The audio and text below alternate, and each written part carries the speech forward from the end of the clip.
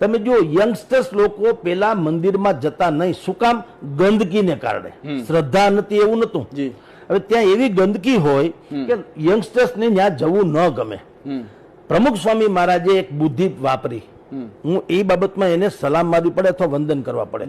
એને શું કર્યું? 5 સ્ટાર કલ્ચરના મંદિર બનાવ્યા અને હજી બનાવી જ રહ્યા છે દેશ દેશાવરમાં. હવે એ મંદિર એટલા બધા તમે જો યંગસ્ટર્સ લોકો પેલા મંદિરમાં જતા નહીં, શું કામ? ગંદકીને કારણે. શ્રદ્ધા નથી એવું નતું. હવે ત્યાં એવી ગંદકી હોય કે યંગસ્ટર્સને ત્યાં જવું ન ગમે. પ્રમુખ સ્વામી મહારાજે એક બુદ્ધિ વાપરી. હું એ બાબતમાં એને સલામ મારવી પડે અથવા વંદન કરવા પડે. એને શું કર્યું? 5 સ્ટાર કલ્ચરના મંદિર બનાવ્યા અને હજી બનાવી જ રહ્યા છે દેશ દેશાવરમાં. હવે એ મંદિર એટલા બધા તમે બસ સ્ટેશનમાં હજી થૂકશો, એરપોર્ટમાં નહીં થૂકો.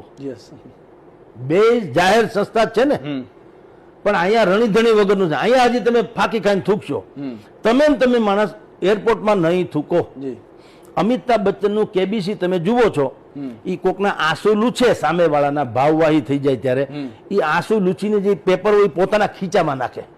અમિતાભ બચ્ચન તમે જોજો કેબીસીમાં જે કોઈ ભાવવાહી થઈને રડીબડી પડે તો એના આંસુ લૂછે, પછી એ જે તથાકથિત કાગળનો રૂમાલ હોય છે એ પોતાના ખીચામાં નાખી દે, હેઠે નથી નાખતા.